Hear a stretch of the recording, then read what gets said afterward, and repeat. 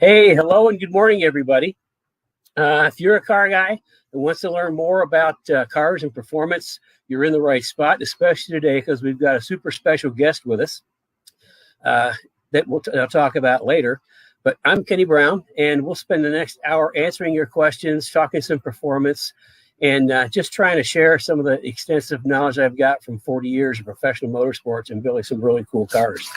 And for our lineup today, on the tech side, we have a question about where to start building a performance car. That's kind of a big question. We were going to talk about the 550 car that we're working on right now, but we're going to move that to next week because we have a special guest coming live from Australia in a few minutes, is Marcus Zukanovic, who is a professional racer in the Australian Touring Car Masters Series, which is a hoot. We've got a small clip we'll show you, but basically it looks like almost like a Trans Am vintage race. But there's also, American Mustangs, Camaros mixed in with the Australian cars. It's pretty cool, and they race like crazy. But he'll be here to talk to us a little bit. And see, going down my list, questions. Don't forget to send in your questions if you have any. I'll try to answer them live. And then also, when Marcus is on, you can send questions into him because you're going to enjoy him. He's a pretty interesting guy. And for those that know us real well, at first glance, there's a great similarity to Paul. And we're, as you know, we're simulcasting on Facebook Live and YouTube Live. And you can sign up for, I got to get this right. Okay, you can sign up by clicking the subscribe button and the bell. I got that if you want notifications. And then on Facebook, if you're not a member of the Speed Therapy Society, please join. It's a great group of like-minded car people. And all the questions I answer come from the Speed Therapy Society. So, I mean, there's a lot of good reasons to join. It's a great group. I think we're over 500 members now. So it's pretty cool. You see a lot of pictures and a lot of good conversation. This month's artwork, well, actually, we talked about that last week. It's at the 66 Le Mans, the formation finish. But to augment that, I have some posters back here that Marcus sent me from Action Racing, along with his T-shirt. But we'll get to Marcus in just a few minutes. Okay, why don't we start with some of the questions that we've gotten in. Brandon wants to know, that's a good question. Even though you're more of a twisty and turns racing guru, what with the S550, I am wanting to do both drag and compete in some track days. Is there any good medium between the two? Well, I'm going to expand that, and it should be between the three because I'm sure this is a street car, and street driving is part of it.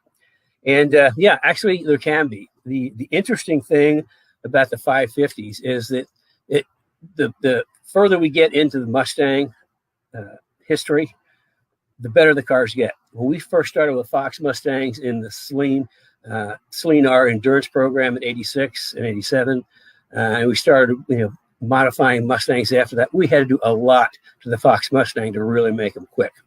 When SN95s came out, they were a little bit better, but they were sort of like just an advanced Fox. And but then when the 99 04 Cobras came out, that was another leap. They kept getting better and kept doing things to those. When the S197 cars came out, it's like Ford made this huge leap with 3-link in the back of the panel bar and parallel front control arms, which made it really easy to improve the suspension and dynamics. And we didn't even have to put as much chassis stuff on it because it got better. Well, the 550 cars got even better yet. They're pretty rigid right from the factory, and they've done some really good and interesting things to make that car pretty good. So, we don't have to do as much to the 550 cars as we used to make them really quick. But to get back to your question, a couple of things it all depends on your budget and what you're really looking for. But the thing The one thing you need to do is get the IRS carrier kind of locked down. I think we've got a kit on our website that takes the rubber bushings and the carrier and kind of puts an aluminum cup on it so it doesn't move around. That's one thing. The other thing is just get a good set of springs and shocks. And you want to choose your springs and shocks carefully because you want to do street, drag, and track. So you need to have you can't get too aggressive on spring rate if it's going to be on the street, but you need more spring rate than comes from factory. So if you want more information about that, you can certainly just set up one of the 15-minute consults with me. I'll be happy to talk to you on that further. Okay, Andrew, this is another good question. Engine mount choice with the AGS 3.0 front kit, solid or rubber? So, AGS 3.0 is the SN95 live axle. That's 94 to 04. AGS 3.5 is the IRS cars, and it's like we always just use the factory motor mounts in the street cars. We found them to be pretty good. I would shy away from solid motor mounts, and here's why. Cars, engines, they vibrate. There's a lot of like vibrations running all through the motors all the time. When you have some sort of cushioning material in the motor mount, it kind of absorbs some of those small vibrations and keeps from bad things happening. When in 2003, I think, in our World Challenge GT Mustang, we solid mounted the engine to normal engine mounts, and we cracked 2 blocks. The modular motors just do not have a strong enough block to do a solid mount on the side like where the regular motor mounts are. If you did want to do solid motor mounts, then what you need to do is get engine plates, and that's a pretty good task. What an engine plate is, it's a big plate, and it bolts straight to the front of the engine, one to the front of the engine, one to the back of the engine. And because it's that way, it's held in place with a whole bunch of bolts front and rear, and then that solid mounts to the chassis. So, but as far as the solid mounts on a mod motor, aluminum mod motor, you can try it. I've just had really bad luck with it. That's why we just went back to the regular motor mounts and found them to be just fine, because you can't use that engine as a stress member anyway. Okay, here's a good one. What's the best way to evacuate all the air out of a tire before changing to nitrogen? Well, I got a trick for that, a tip and a trick. What I do is, obviously, you let all the air out. You put the little valve back in, and then I'll fill them up about halfway with nitrogen. Then I'll take the little valve out, let that all go out, then put the valve back in and fill it up with nitrogen. So I fill it up with nitrogen to kind of dilute the air that's in there and push some of the air that's left out, so there's more nitrogen than air left in there. So it's not really an evacuation. It's just kind of like do a pre-fill and then a fill, so you get more nitrogen than air. But even getting a little bit of air in there, really, unless it's super humid air, really doesn't make a whole lot of difference. Okay, going down my carry list, as you know. Here we go. Yes, you had to write it down. Of course, I forgot it. If you're just joining us, I'm Kenny Brown. This is Live Cars and Coffee, where I spend about an hour or so sharing my extensive experience in professional motorsports and building great cars. And today we have a super special guest, which we'll get to in a few minutes. Let's see. I can tie this into another question back here. I'm going to move back to one of the topics. And this is a question that came through the Speed Therapy Society, but I don't know who sent it in, but the question was where to start in building a street performance car. Boy, that's a big question. It depends on what kind of car. It depends on what you want to do. But the best tip I can give you is, like, if anybody's been to any of my workshops or tech sessions, the place to start to build a performance car is the end.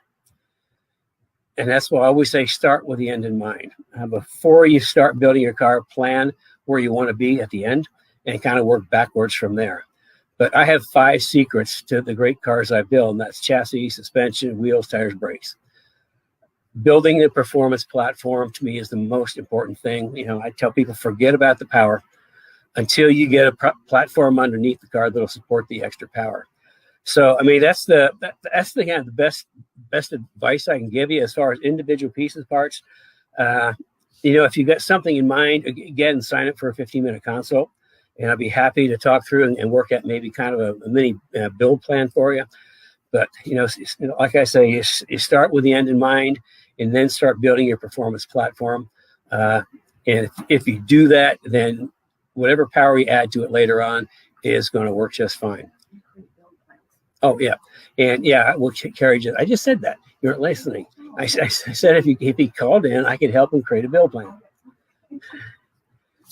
Boy, sometimes these directors just don't pay attention. So, I mean, that's kind of like the best advice I could give you. Yeah, it's just, if you want to build a plan, call in, set up a 15-minute consult, and we'll go from there. Okay, I don't want to take too much time because of our special guest. If you answer the questions, going down my list, where to start, we move 550 to next week. So I think we're going to move right into our special guest today. Our special guest is Marcus Zukanovic, and he races in the Australian Touring Car Masters. It's a wild series. Right now, he's racing a Falcon. That is a Australian Falcon. I think in the 60s or something like that. He'll tell us. But we got connected as him and his father are building a new Fox Mustang race car for the series. And we got connected because we're supplying some suspension pieces for it, a little bit of technical support. And we just got really connected. And, you know, we're great people. You know, it's kind of like great contacts. And we enjoy each other. And I think you'll enjoy Marcus too. So before we're going to try our technology thing again. Before we introduce Marcus, we just have a really short clip of the start of the Adelaide race down in Australia.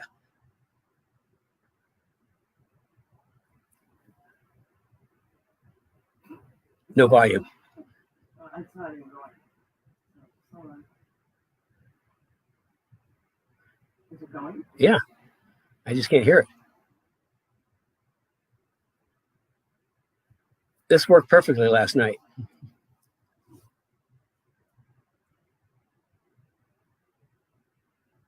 I know what I did. What? I'm going to stop sharing it and just keep talking. Okay. I guess she's going to stop sharing. I'm supposed to keep talking. She's going to back up. She figured out which button she didn't push or which button she pushed that she shouldn't have. And I'm just killing time. Killing time. Talking, killing time. Killing time. Oh, here we go. Well, the Gulf Western Oils Touring Car Masters about to start their 100th round here on the streets of Adelaide. Started back in 2007. And Ryan Hansford will start out a pole position alongside Adam Garwood with John Bowe, Ryle Harris and Adam Bressington amongst the top 5. Marcus Zukanovic also inside the top 10. Andrew Fisher will start from 13th place. Leighton Barker and Richard Crowell. The big story here is the XD Falcon of Stephen Johnson starting from the tail of the field. Yeah, and peeling off into pit lane is the also brand new VB Commodore. They've been battling with fuel pressure issues in that car. It's been leaning out, so Jared McLeod bailing out of this one to make sure that car's okay.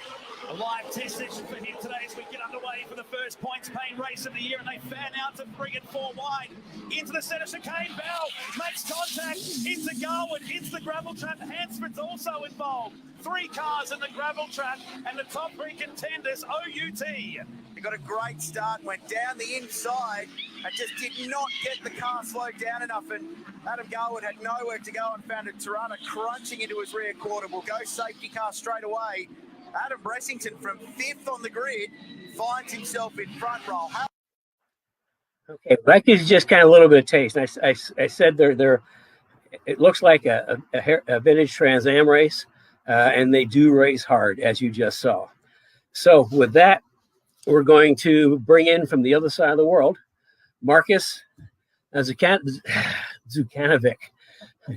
Good morning. I guess it is morning down there. Why don't you tell us where you are in Australia and what time of the day it is? Good morning, Ken, Kari, and all the viewers at home. How are you? It's let me check. I think it's 1:15 a.m. in the morning here in Melbourne, Australia. So a little late, but thankfully it's a Saturday, Saturday transitioning into Sunday morning. So actually, yeah. I'm saying good morning to our guys, and I'm saying good morning to you at the same time. Yeah, just a little earlier for me. That's all.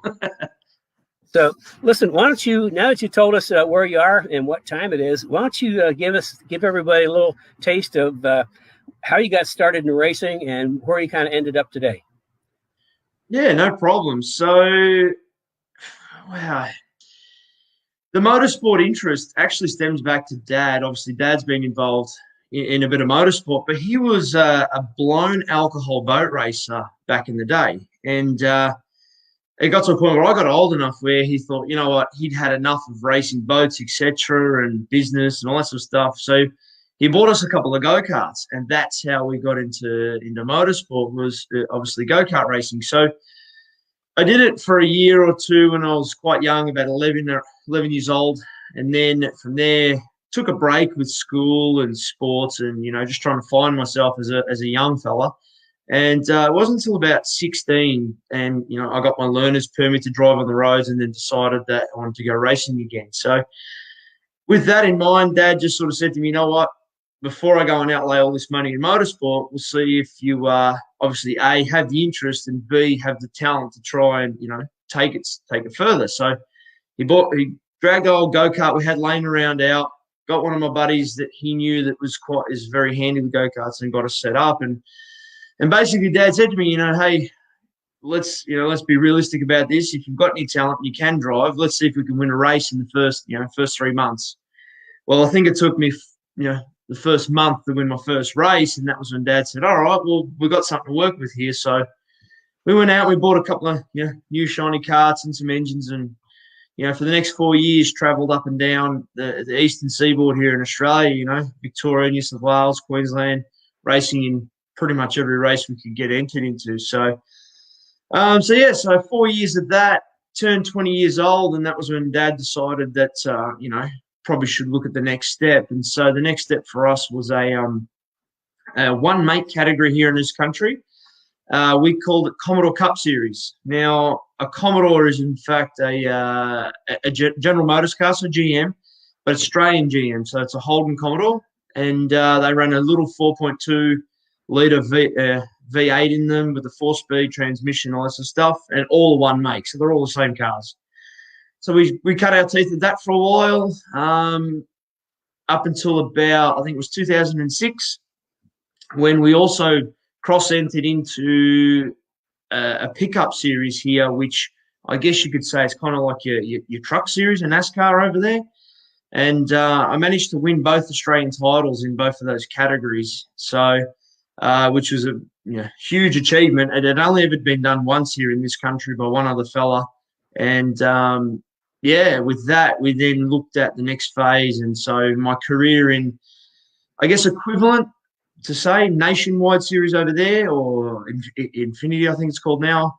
I was racing in the Super 2 series here. So effectively an Australian V8 supercar. We were running at a privateer level. So, Dad and I and a few good mates worked on the car, and we ran it as best as we could. But very hard to try and compete against factory operations and things like that.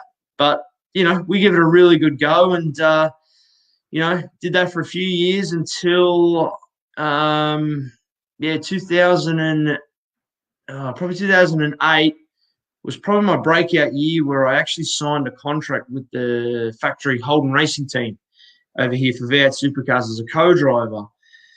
So was signed up to run in 09. Well, in the first part of 09, I was involved in a very heavy testing crash, which nearly took my life. Thankfully, the Hans device saved my life. So losing my contract with the factory GM team, we then sort of found this series now, Australian, Touring Car Masters Series, and it's become, I think, the home for us. The full-time possibility of a career is kind of past it, but now we're doing it for a lot of fun now, and these cars are just fantastic. So that's how we ended up where we are now in the series, and a little bit over my history as we've gone through. Well, what's the best race car you think you've ever driven? So it'd have to be. Siri wants to talk to me. Hang on. So the best race car probably I've driven is a V8 supercar, obviously, but I was lucky enough to drive a factory Ford Falcon, so an ex-Tickford racing car that was, here in this country. They're the feature Ford team, and I was lucky enough to have one of their cars to compete in the 2015 series. So that was probably the best car, just for the way the dynamics and stuff they had through their whole suspension platform, the way they got things to work was pretty cool, and the car was pretty quick. So that is probably my all-time favorite. So it's a Ford Falcon V8 supercar FG model, which is a 2012 they first come out, and then they sort of superseded in 2015, 16, I think. Yeah, I believe you're racing a Falcon now. Can you tell everybody about it? Because Falcon here is a whole different meaning than Falcon in Australia. Okay, so the model of car Falcon. So when you say Ford Falcon in this country, it's kind of like it's the family sedan. It's the Australian icon. So just like in the States, you've got Ford versus Chevy, and throw in Ford versus Dodge or whatever it is, all that stuff. Well, the Ford Falcon is effectively the model of car that you would buy to run the kids around and all that sort of stuff. And it's been around for a very long time, and so the model of car in particular is a 1979 Ford XD Falcon. It runs a 351 Australian Cleveland style V8 in it, but obviously all motorsport stuff, motorsport block, and CHI Head's a company here in this country that specialises in like a 3V style of head. It's making about 750 horsepower, naturally aspirated with a single carburetor, 4-speed Andrews transmission, 9-inch rear end. It's pretty cool sort of a car. Runs Brembo chrome brakes, 2-way adjustable Penske shocks all the way through it, and a full Motec system for data logging and data acquisition, all that sort of stuff. So great car, fantastic car. So that's why to land in this category, we love it. It's fantastic cars. Ironically, my very first car when I was a youngster was a 64 Ford Falcon. Right. Okay. So being over there, Ford Falcon, is it slightly different? I'm imagining. Yeah, it's Ford Falcon was a little compact car. Okay. Came with I think I had 144 cubic inch straight line 6 was the motor. Neck snapping performance. Yeah, with a 3-speed. Okay, very cool. Very cool. I bent the column shifter so much that I had to put a floor shift in it, because the column shifter just looked like a pretzel of all the times I bent it shifting at first and second. So anyway, that's a very long time ago. That's for a whole other chat. Yeah. Well, why don't you tell people a little about the Carrie's holding a sign up. Okay. Tell us a little about the Fox Mustang that you're building now, because to me that sounds pretty exciting. Yeah, so Fox body, this isn't the first time a Fox has sort of been introduced into Australia. So back in, I think it was the late 80s and early 90s in the Australian touring car series, an Australian icon, Dick Johnson, introduced a Fox body Mustang. And so because of that introduction back then, it sort of allowed our rules to adopt that model of car. Anyway, so after building, first of all, the XD Falcon, we obviously, Dad and I and all the guys, we learned a massive amount about the car and the category and how they like to, how the cars like to be. And so Dad just come up with the idea. He thought, this is, I wonder if the category will allow a Fox body, just the whole concept of the early 302 cubic inch V8 in it, 4-speed, weighing around 2,900 pounds would be quite a good race car. And so we approached the category and said, look, hey,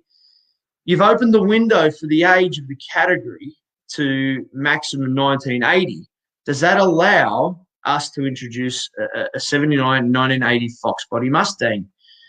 And they jumped at the opportunity because it's just such a cool car. And obviously the Mustang is such an iconic brand throughout the world that they thought, why not? How cool would it be to have a 79 80 model Fox racing against a 69, 70, 71 Boss Mustang? So that's how it come about. And then Dad made some phone calls and we managed to find a body shell here in Melbourne that someone had started 20 years ago for a project as a race car, but just never got around to finishing it. So we purchased the body. It was just a bare body shell, and it arrived at the workshop. And then Dad spent many a late night on Google looking to find out who would be a fitting person to jump in and give us a hand to build this Fox body and enter Kenny Brown Performance.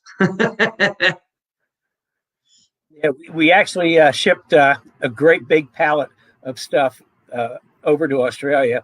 We kind of collected it all up, our front suspension, and we got some special, some other special parts to go with it. And we had this great big old, we also got a axle housing from Strange. We had this great big pallet. Yeah, larger than a regular pallet. And yeah. It was a big package, definitely, for sure. Yeah, the freight company picked it up. I think it was there in like 3 or 4 days. It got there like pretty quick. We've got a fantastic guy over here, helps us obviously with a lot of motorsport stuff, and the home of Ford really is the United States. We just turn straight to the United States for all our stuff, and obviously yourself and a few other suppliers around the place. We've got this Ford, freight broker we give them a call. We're like, can you go and get this picked up? And sure enough, with the right amount of money, it turns up on your doorstep, 3 or 4 days later. So, which is good. I mean, if you guys jump on my personal Facebook page, you can see some of the photos through the progress of the car, etc. So all Kenny's Go Fast bits went under the car, and now it's just about on its wheels where we can start doing the body work and then start doing the roll cage and seat position, etc. Can you tell us what your Facebook page is? And maybe, Brad, if you're out there, you can put it up or post it for people. Yeah, sure. So it's just my name pretty much. The page is obviously my personal race page. So it's just Marcus, as you can see on the vision there, and then my surname Zukanovic. So Zukanovic. Just jump on, give it a like, and go through. There's some cool stuff in there. When I can get a chance, and I'm going to upload some vision of the XD from last year at Bathurst, which is obviously our great race that we call it, the Bathurst 1000, like your Daytona 500. I've got some in-car vision, and my car was one of the fastest cars, I think, going down the main straightaway there last year, breaking the 300-kilometre-an-hour bracket, which I think is roughly around 179, 180 mile an hour. So bit of an achievement. Like it's pretty special to go down Conrod Straight at Bathurst doing 300 plus Ks an hour. It's pretty awesome. So yeah, I mean, Bathurst is really cool. I mean, I've watched it a number of times. That's actually one of the races my late son Paul really wanted to race, was in Bathurst, but obviously never got the chance. But why don't you give us a little more scope on the series? How many races are there? Where do you race? Yeah, sure. So the Touring Car Masters series out here, quickly, I'll just give you an idea where it stemmed from. So here in this country, they run a category called Group NC. Now, Group NC is basically a category that's 1964, I think, to 73. Anyway, so the cars are actually periodic, raced as per period. So, if it's got drum brakes in the rear, it takes drum brakes still, etc. Anyway, the cars are just so cool. Everyone loves a retro muscle car, from that era. Like, it's such a great era. And so somebody, one of the category owner at that stage, Tony Hunter, he came up with the idea saying, why don't we take that concept and actually make them raceable and safe? And so that's how Touring Car Masters was born. So it started off 1964 to, I think, 1973, and then the years started to open up over time. And so some of the cars that are in the series now, like I'm racing against some very fast Ford Mustangs, some Chevy Camaros, some obviously Australian-built Ford, so the Ford Falcon. Also racing against some Holdens, obviously an Australian GM, which, there's a little Tirana in there, which I guess is like the platform is like a Fox body. It's quite small, shorter wheelbase, quite narrow. Runs a 5-litre Chevy V8 to 302 cubic inch as well. So it's a fantastic category. The cars they run on a Hoosier tyre, so a slick tyre, an R7 compound, and they're just really cool. 15-inch wheels, which that keeps it, I guess, era correct and minimises, stops you putting big technological brakes under it, 6-speed, 6-pot calipers and things like that. But fantastic category. Okay, so somebody asked a question if they use SLA, and I think no, they have to use, if I'm not mistaken, period correct. That's why they have my front suspension, the strut front suspension for the Fox and SN95, along with our strange custom valve strange coilovers. Actually had even different valving put in for Marcus, because they're running a lot higher spring rate. They're in the 850 range. Now, if you guys recall, I want to talk about spring rates, from street to intermediate to perform to advanced track. And all of our advanced drivers with sticky tires run about a 650 for spring, intermediate drivers 500, street performance 400, and the best you can get off the shelf for stock shocks is like maybe 200.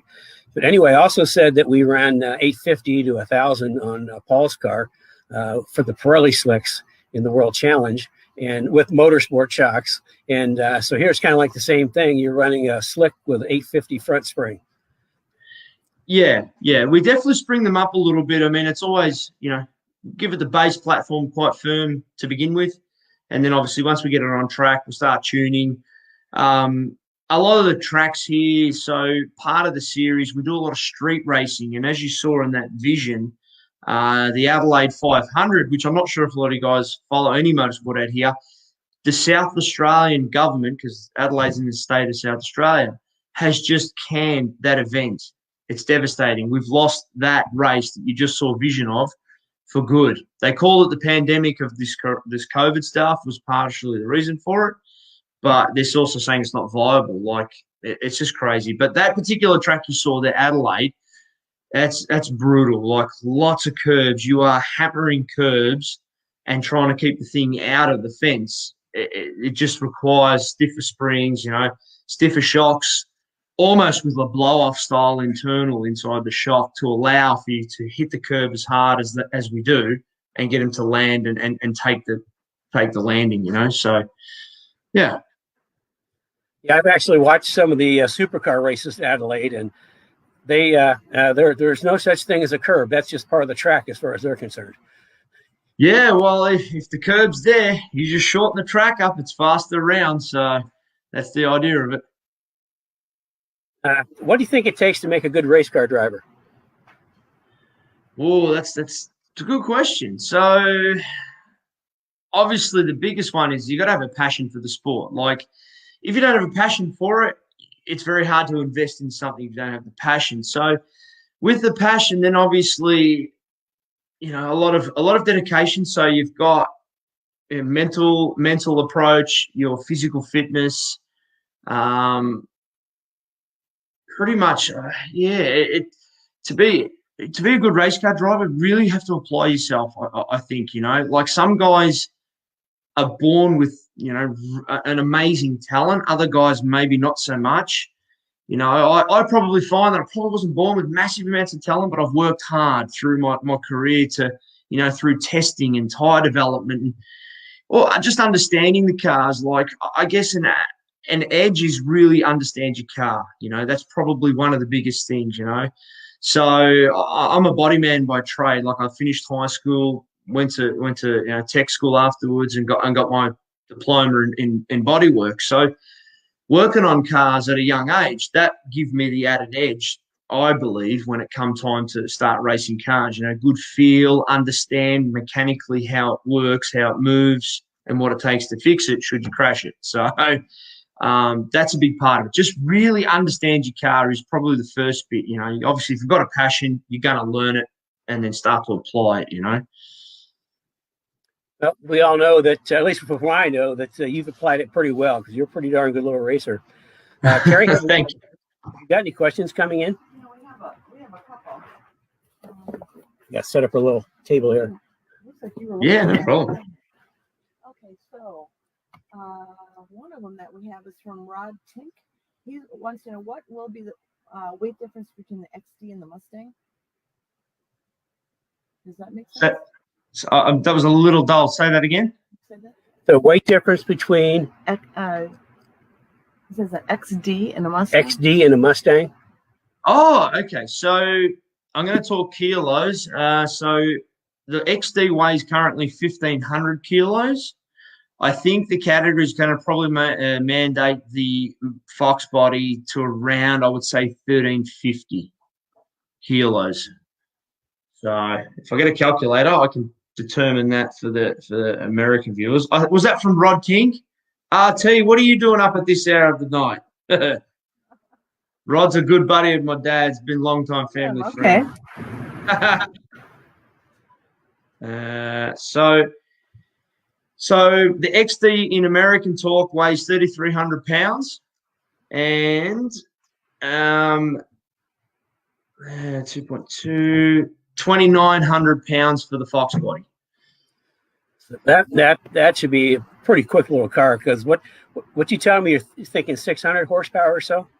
Yeah, Dad's pretty confident with the engine guys that they should be able to get 600, 620 maybe horsepower at a little 302. I can tell you from my perspective, that much horsepower, that light a car with 15-inch wheels and 245 tire in the front, 275 tire in the back. That's got to be exciting, if nothing else. Yeah. Well, when Dad came up with the idea to approach a category so that they allow it, all those things you just said there were the factor to go, we should look at this seriously because it should be a very fast car. Not that my XD's not, but we're still in the development phases. There was not a lot of development done with that style of car to turn into a race car, back in the day. So, with obviously, the Fox body being so popular throughout the United States and guys like yourself building all this cool stuff for them, it was a no-brainer to sort of really seriously look at the car and go, let's turn it a touring car masters car. I know you're running a big, as big as you can get, Brembo and a 15-inch wheel. Do you have to run the drum brakes on the back, or can you upgrade to discs? No, so on the touring car masters car, we're full NASCAR pads and rotors all the way around. So they're 305 millimeter rotors on the front, which is the biggest we can get under, and in the rear is the same size rotor. Just the pads are not as thick. I think we run it's a 28 millimeter pad in the front, a PFC 11 compound, and in the rear it's just slightly thinner. So I think it's about 25 mil thick in the rear, but same sort of concept. Sorry. But, for 15-inch wheels, that makes a lot of sense because the NASCAR runs on really small wheels, and they're a really heavy car. So if you got NASCAR brakes in a car that's, a whole bunch lighter than a NASCAR, they should work pretty darn well. Yeah, they do. They work pretty good. Except I find the heavier cars, so like the XD being a bit heavier, tends to work the brake a lot harder. So on a short track, the bigger cars, so the heavier weighing cars, tend to cook the brakes faster. So at a little place we would race at Winton, for example, it hurts the brakes more than the Fox body would. Yeah, that's always good because if it's a really hot day, then you're going to have brakes at the end of the race. Somebody might be running out. Yeah. And I can attest for brakes, you do need them. As much as people say you just need the loud pedal to go, you do need brakes. I can guarantee you that. I've got scars on my right leg to tell me so. Yeah, you need a brake pedal to keep from running into the guy in front of you. Yeah, when you want to pass him. Yeah, that or concrete walls if the brake fails. That was my crash in 2009. It was brake failure. That's what we talk about in some of my workshops. Is like there's a couple different ways to stop a car, and concrete walls, trees are the least desirable. Yeah, that's right. Yeah, I vote least desirable for the concrete wall, I can tell you. Okay. Well, you got any more questions, Carrie? Yeah, we have one more, but I think this is an insider question. So just be aware. So the question comes from Brad Grissom, who I think is probably Robbie Harrod. So what is a food you would not recommend eating right before a race? And are you speaking with personal experience on this?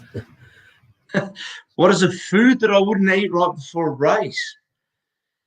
Well, probably wouldn't eat onions for two reasons, right? You're going to put the head sock on and then the race helmet on, and it's a full face.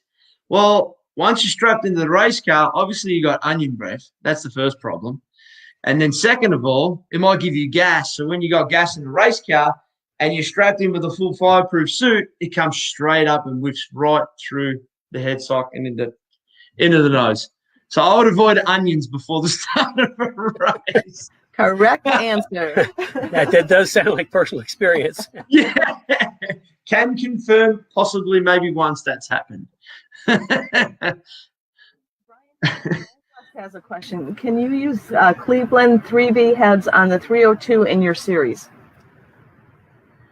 At this stage, I think the category is about to open it up to a possibly a different head, because this car's obviously still in the evaluation stages with the category in the build. I believe they're going to allow the CHI possibly and a couple other makes, maybe a C3 or something. I'm not sure, but I believe they are opening it up to a different head. Okay. And I think we just have one more, and I don't know if Ken, you were going to ask this one. But it is, let's see. So this is another one, I think, spurring. Another inside question. Yes, I think so. Would you ever polish Robbie Harrod's bald head with car wax? We know that Jay Leno did that recently, and Robbie seemed to like it. Okay, just of course. Give Robbie the old fit shine every time. Yeah, Robbie's we've been have friends for God, I don't know how many years, and he's from Australia. He's just pretty much right down the road from Marcus, and they know him real well. Robbie's actually doing a whole Ford Mustang program in Australia right now, which is pretty cool. Rob's a guru out here in these parts and has been for a very long time, and he's probably Mr. Ford under Henry Ford himself, especially here anyway in Australia. So, no, Robbie's a legend of a man. And if you're out there, Robbie, what are you doing up at this late hour of the night? Are you on the gas too, having a couple of quiet beverages, or what's going on, mate? Yeah, I'll have to catch up when you're back in Melbourne next. Yeah, I mean, it seems like it's kind of strange. Every big event we go to, every trade show we go to, we always run into Robbie. I mean, it's just like, boom, there he is. It's just like, so he's a cool guy, really good guy. Always got a smile. He does, definitely. Yeah, no, he's a ripping fella. I think, like I said earlier, the fact that anything motorsport and anything performance has generally come from the United States. So whenever there's a cool show, be it PRI or SEMA, I know Robbie's always over there. We try and get over as much as we can, just because there's just so much cool stuff. It really is, and it's just a great experience to get over there and see it all. So, yeah, that's pretty cool. Everything loosens up again. Probably next year when they have PRI, I mean, we'll have to get together and have some dinner. Yeah, definitely. And I'll come and hang out at the booth. And if any of you guys are out and about and around, definitely, if I'm there, come and say good day, reach out. So, for sure. Okay, have any more questions, Carrie? Oh, yeah, we have some for you. So, okay, a couple questions for me. So, go ahead. Do you want to ask them now, or do you want to hang out with us a little bit longer? Or do you want to? Yeah, no, I'm cool. I've got nowhere to be other than sleep, bed. So, no, I'm happy to hang out if anyone wants to shoot another question, no problem. But, yeah, cool. This one is for Kenny. By the way, Don Atcher says cool posters. He really likes your posters. I got away again. Thank you. Thank you very much. And I think also he's thanking you he's really enjoying what your little talk. Okay, Donna Atcher also has a question for you, Kenny. He says recommended spring rates for a 1980 Mustang. He has a Maximum Motorsports suspension with torque arm, street and autocross use. He said 80 Mustang. 80 Mustang. I think we'd have to set up a 15-minute consult because I need to know more. I'm not a torque arm guy, so I'd have to find out more about shocks and other things and what you're running now, and if you're running coilovers or if you're still running the factory coil-on control arm. So I mean, you can just get a hold of Carrie or sign up for 15 minutes, and we can kind of talk through, and I can come up with some ideas because I'd like to have I got a whole huge chart of spring rates, all kinds of spring rates for all kinds of cars, which I always have to refer to. So what else? We also have a question from. It's a very long one. Okay, long question. This is going to be Giovanni. I think this is probably going to be a. See, that's how long it is. Did you see it up there? Oh my goodness. Do you want to read it? 93 code modified for the street. Choose not to run coilover setup because I thought it might be too aggressive. Instead of iBox Sport line springs, yellow conies, EMR arms, lower. Putting a beefy sway bar on. You read it out loud. Beefy sway bar, front sway bar. Is there anything else you recommend for handling support? Well, we probably have to talk because the sport line springs, if I recall, they're equivalent. I always look at the equivalent on coil on strut versus coil on control arm, and if they're on the control arm, that probably equivalent of only maybe a 190 or a 200-pound spring on a coilover. And like I told you guys before, our touring package is 350 and street performance is 400. So I mean, spring upgrade would be a good start, and then the saying that the coilovers are too aggressive. I think that's a misunderstanding because we build custom coilovers for Fox and SN95, and it's my valving, and whether it makes it aggressive or not boils down to what kind of spring rate we're running and what kind of shock valving. And we just are sending out a full coilover set up front and rear for an IRS car that's a street car. So we're going to pull the spring rates way back to I think 375. 400 because it's an IRS car, but yeah, I mean, you can get an IRS, you can get a coilover setup that's we can do a custom setup and make it kind of palatable for whatever you're doing. So that's another good one for a 15-minute consult. Okay. Okay. There's another one. This one is for you, Marcus, and I have a feeling somebody must have talking to Robbie. So you're in trouble again. The question is, if you were to get, I think it was sponsorship. I missed the question. In order to get sponsorship, would you wear a clown nose and a rocker 70s hairstyle for every interview you did? I don't know if I'm getting that correct. No, I think I got a copy of that question right here. Do you have it? Yeah.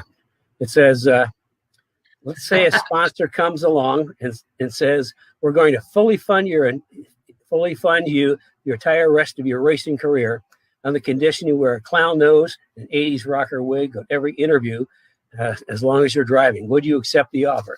That's easy. That's not a yes. That's a hell yeah. Put the name Bozo. Bozo the clown.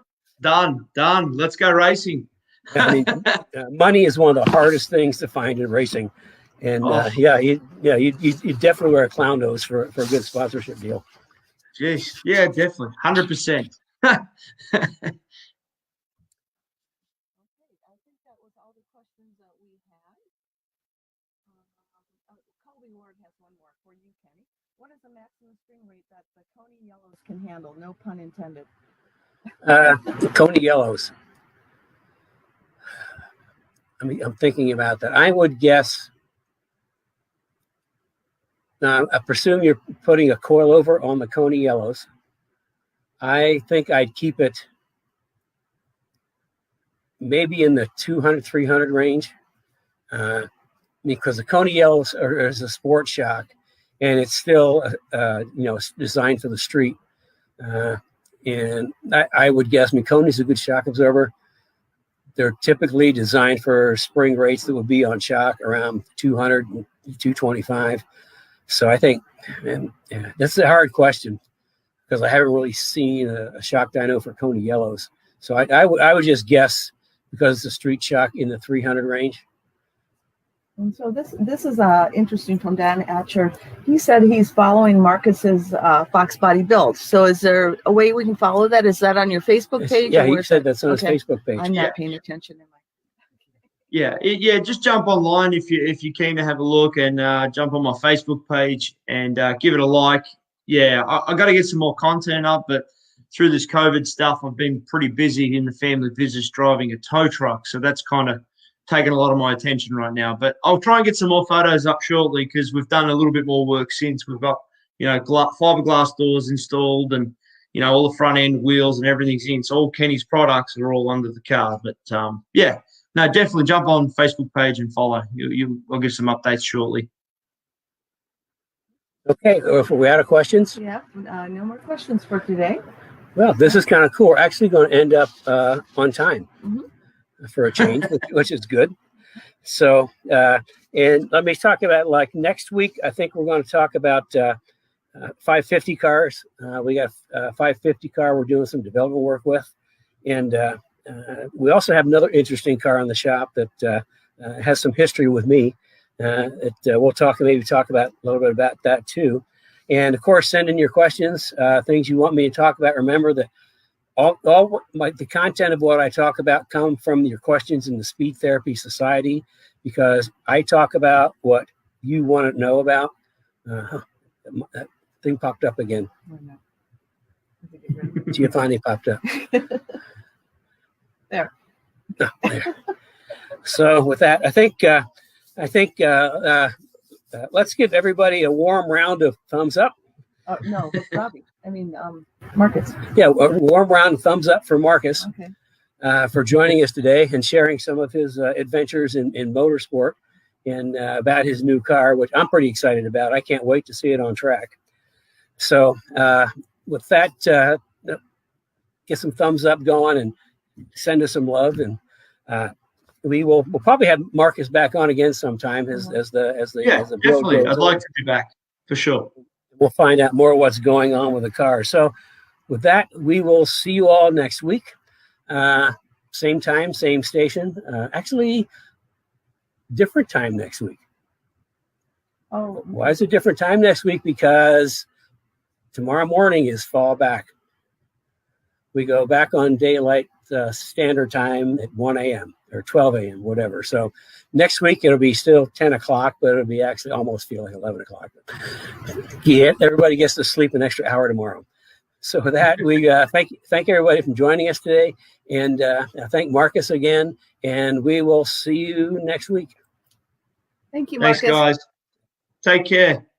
Talk to you soon.